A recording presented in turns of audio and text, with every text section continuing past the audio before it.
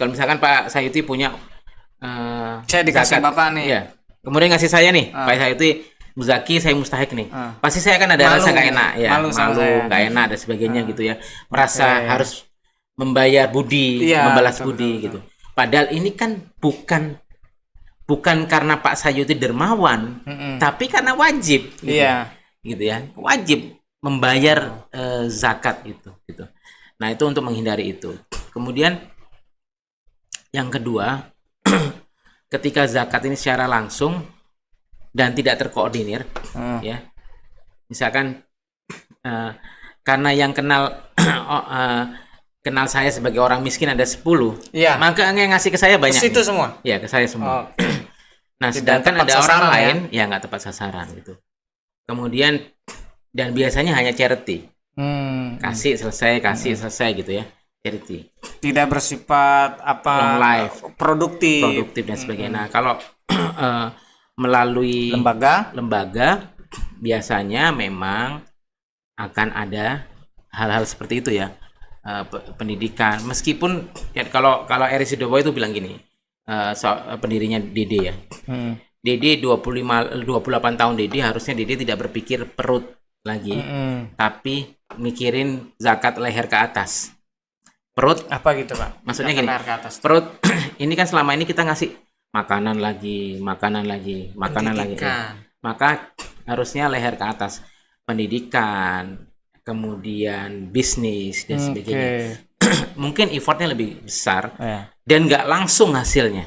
Jadi kalau saya ngasih anak M Zawa beasiswa itu 4 tahun. Dan setelah 4 tahun dia nggak langsung kerja, nggak jadi langsung. Mungkin dia akan jadi orang setelah 5 tahun atau 10 tahun dikasih duit. Tapi kalau ngasih makan, orang itu langsung terima kasihnya kan hari itu juga. Selesai gitu. Nah, ini yang kadang-kadang banyak muzaki itu yang pengen lihat hasil langsung. Gitu. Instan ya. Padahal zakat ini mengentaskan kemiskinan ya jangka panjang, nggak akan selesai dengan cara langsung diberikan. Betul. Selesai gitu. Satu. Baik. Nah, kemudian malah justru ini Pak ya, mindset masyarakat kita akhirnya begini terus juga ya. Betul.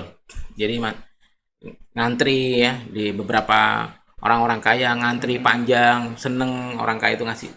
Saya bayangin, dan yang ngantri kadang-kadang sebagian juga bukan orang miskin. Artinya tidak perlu dikasih duit gitu untuk gitu ya. Nah, berkaitan dengan hal ini Pak, berarti lembaga amil zakat ini mereka ada data mustahik itu ya, dengan artinya melalui proses observasi, benar-benar survei gitu ya. Iya. Kami biasanya dan kami di Palangkaraya pun akan kolaborasi dengan komunitas dan las lain. Jadi kebetulan yang sering koordinasi sering ngobrol itu dengan teman-teman komunitas dan las lain ya, satu las lain yang paling sering itu Yakesma dengan kami. Ya. Jadi kami akan tanya, Mbak, atau kemarin mereka nanya, Pak Rizky, kami dapat bantuan gini-gini, Pak Rizky, kami mau kasih ke sana nih. Dede ngasih ke sana nggak? Oh nggak, kami masuk ya gitu. Biar tidak terpusat ke satu itu. Soalnya jangan sampai kemudian bantuan itu ngumpul di satu tempat dan tempat lain nggak dapat gitu ya. Jadi kalau itu bantuannya berupa bantuan makanan ya, atau beasiswa ke satu orang semua kumpul gitu. Berarti sharing data itu Pak dengan las lain. Kalau data mustahik maksud saya. Kalau data mustahik mungkin bisa sharing data. Tapi kalau data muzaki nggak boleh itu, ya. Itu rahasia dapur ya. Iya. Dan ini yang perlu dipahami masyarakat juga ya. Boleh nggak dana ini juga harus terbuka ya? Boleh nggak? Apakah dana itu untuk membiayai operasional Dede? Saya jawab ya. Gitu ya. Apakah dana yang ditarik itu dihimpun itu kemudian untuk menggaji saya? Ya, gitu. Hak amil, Pak ya? Itu hak amil. Tapi kami di DD kami tidak boleh mengambil lebih dari 10%, maksimal di 12,5% Ya, untuk 1/8 ya. ya, untuk apa namanya? Untuk zakat ya. Nah, jadi kok nanti misalnya kok dipotong sih dananya nggak langsung 100%? Ya jelas karena Iya, ini hak amil. iya. Ya kalau nggak Bayangkan kayak gitu kalau nggak itu nggak berkembang. berkembang nih gitu. Dompet apa Iya. lembaga gitu ya. Ya. Kalau kita mau kasih gambaran Bapak Ibu sekalian, teman-teman sekalian, di UNICEF itu mereka bisa ambil 25%. 25. Dan petinggi-petinggi di UNICEF itu yang punya Rolls Royce. Iya. Ya. Kenapa orang ambil zakat nggak boleh? Ambil zakat di Kalteng masih pakai BIT tahun 2011. 2011. Gitu ya. Kalau apa namanya? Pak Eri Sudewo mengatakan gini, saya pengen lihat para amil zakat ini naik Fortuner. Karena para amil zakat di zaman Rasul mengendarai kuda terbaik, kuda perang terbaik. Iya. Tapi jangan sekali-sekali amil zakat itu naik Alphard. Naik Karena apa? ya, kecuali kalau dibayarin orang ya. Iya. Karena Alphard itu bukan mobilnya amil, tapi itu mobilnya para ulama dan para sultan. Mestinya. Ya. Jadi kalau kita sebagai amil, jangan sekali-sekali kita naik Alphard. Tapi kalau Fortuner, kemudian Prado, atau mobil-mobil double cabin yang bisa belusukan itu kendaraan perangnya amil zakat. Tapi kalau naik Alphard, kemudian beli mobil Sultan. sport, Iya. ya, atau beli pesawat pribadi dan sebagainya, itu haram dalam tanda kutip ya. Kenapa? Karena itu hanya menimbulkan fitnah, gitu ya. Atau misalkan motor nih, motor yang cukup di jalanan Palangkaraya apa? Nggak harus moge lah ya. Ya, NMAX lah. itu paling mentok lah. Iya. Ya. Tapi kalau kemudian kita mengendarai motor yang punyanya Itali itu yang apa? Moge. Berlotti apa gitu Iya, yang kemarin dipajang di mana? Di Hypermart itu kemarin di Metos itu harganya 70 juta, 120 juta dan sebagainya. Menurut saya kurang pantas ya. Iya. Meskipun saya punya penghasilan lain dari selain amil, tapi pandangan masyarakat akan lihat, oh, Dedi duitnya buat foya-foya nih sama amilnya. Nah, itu enggak. Tapi kalau kemudian saya beli motor 60 juta trail, boleh nggak? Kalau kata Eri Sudewo, wajib itu. Kalau punya duitnya. Trail. Kenapa? Trail itu kendaraan lapangan. Iya. Amil zakat itu kendaraan lapangan. Jadi makanya Ambil zakat tuh kerja lapangan. kerja lapangan. Jadi mobil-mobil lapangan ya, yang double cabin atau 4x4. Karena kita ke pelosok-pelosok nih ngantar ke mustahik. Iya. Jadi atau Innova lah gitu ya. Tapi ketika naik mobil Alphard, kemudian sedan mewah, Camry dan sebagainya, itu yang akan menghilangkan kepercayaan masyarakat. Oke. Dan itu sah-sah saja, Pak ya. Karena Sah. memang itu halal dari hak amil zakat. Artinya kan kalau amil ini dia pendapatannya besar, ya maka persenannya pun jadi lebih besar Iya. juga. Cuma kan gini, ada halal. Kalau kita mau ngomongin makanan Toyib ya, ada halal, ada toyib ya. Iya. Secara Halal gitu ya, kita pakai kendaraan-kendaraan itu. Tapi toyib nggak, wajar nggak atau etis nggak? Gitu. Etis, oh iya, Iya, etis nggak? masalah etika gitu ya. Nah, etika kan nggak ada Iya. halal haram ya. Ah. Jadi kami di Dompet Duafa menjaga itu. Ya, kita tidak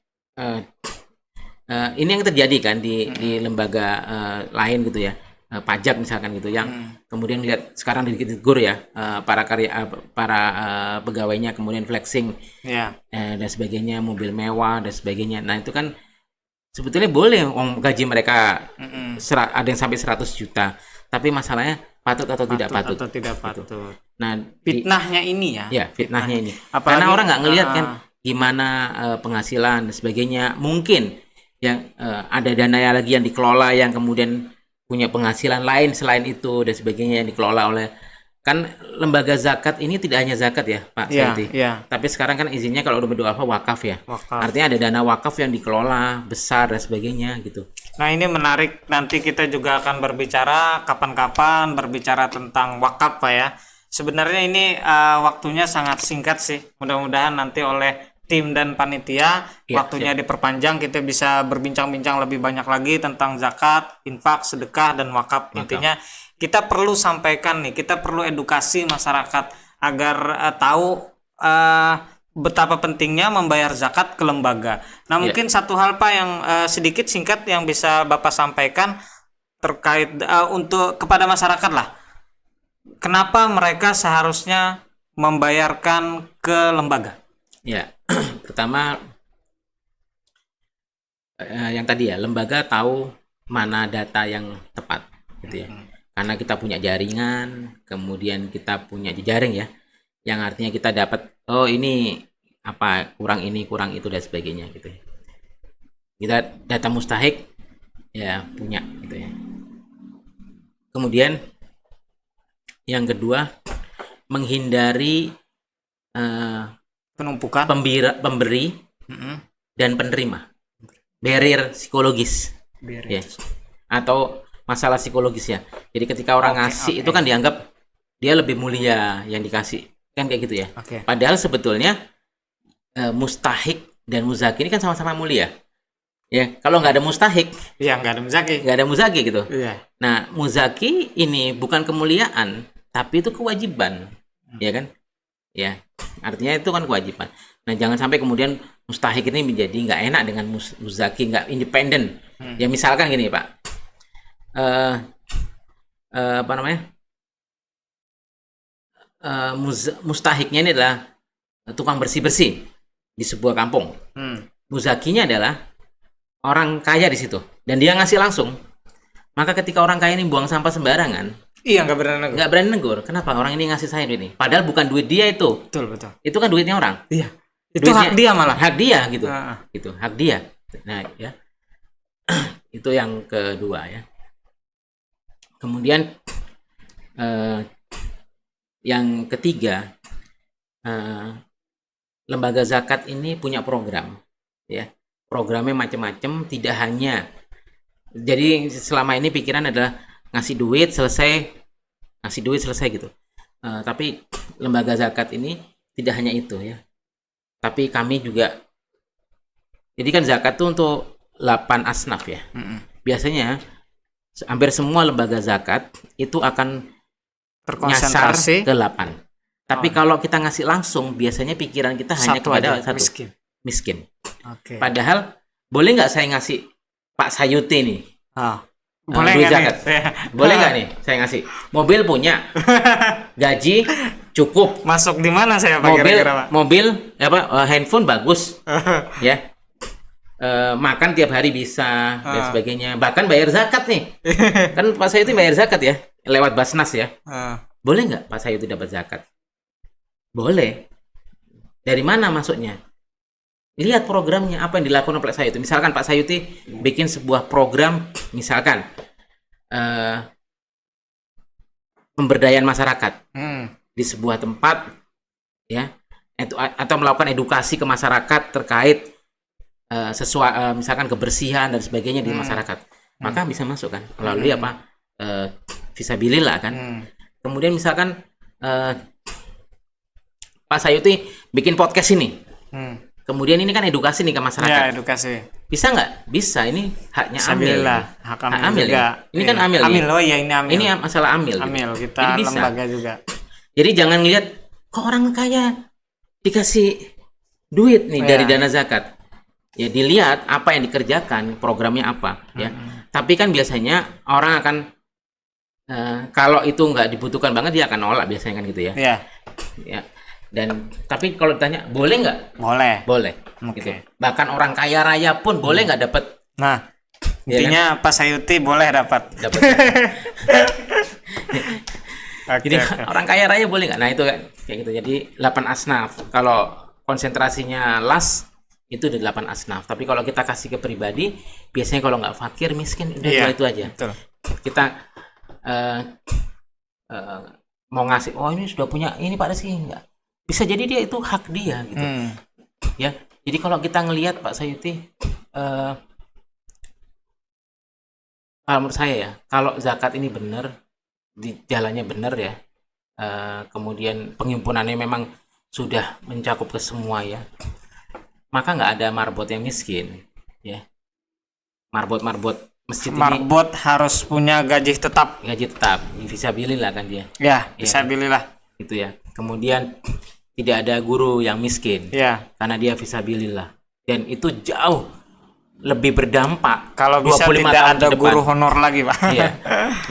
25 tahun ke depan itu akan lebih berdampak dibandingkan kita hanya ngasih makan. Betul. Gitu ya. Ketika kita ngasih seorang guru gaji dari zakat, maka sebetulnya kita sudah mengentaskan puluhan kemiskinan selama karena 25 tahun ke dia depan. fokus mengajar. Iya, ngajarin banyak orang. Iya. Nah, itu kan meskipun si guru itu nggak terlihat miskin, ya kan? Tapi itu adalah hak dia mendapatkan gaji melalui 8 asnaf fisabilillah itu. Kalau kita benar ya nanti ke depan. Nah, kemudian yang terakhir ya, ketika seorang muzaki berzakat melalui lembaga amil zakat nasional seperti Dompet Duafa, maka kami akan memberikan slip pemotong pajak resmi yang diakui oleh negara. Jadi misalkan Pak Sayuti punya kewajiban bayar zakat 10 juta, pajak 10 juta, dan Pak Sayuti sudah bayar 1 juta melalui zakat, maka itu bisa dikurangi sebagai pemotong pajak dan itu dibolehkan. Beberapa donatur kami berikan itu, gitu ya, berikan slip pemotong pajak zakat sebagai pemotong pajak. Baik. Nah itu kan luar biasa ya terobosan. Oke, tidak terasa Pak, sudah 30 menit kita berbincang-bincang. Mudah-mudahan tadi bincang-bincang yang singkat tadi bermanfaat buat teman-teman, khususnya bagi para muzaki, ya, agar mereka lebih percaya lagi kepada lembaga amil zakat dan lebih yakin bahwasanya inilah tempat yang tepat bagi saya menyalurkan zakat, karena zakat ini tidak hanya sebagai pengentasan kemiskinan bagi yang fakir, tapi justru mengangkat derajat mereka dengan cara berusaha untuk menjadikan para mustahik menjadi muzaki. Baik teman-teman, saya panggilannya adalah sobat muhsinin dan muhsinat ya. Nanti insya Allah kita akan ada lagi podcast yang berikutnya. Terima kasih sekali lagi perhatiannya. Assalamualaikum warahmatullahi wabarakatuh. Waalaikumsalam warahmatullahi wabarakatuh. Terima kasih. Terima kasih Pak. Ya.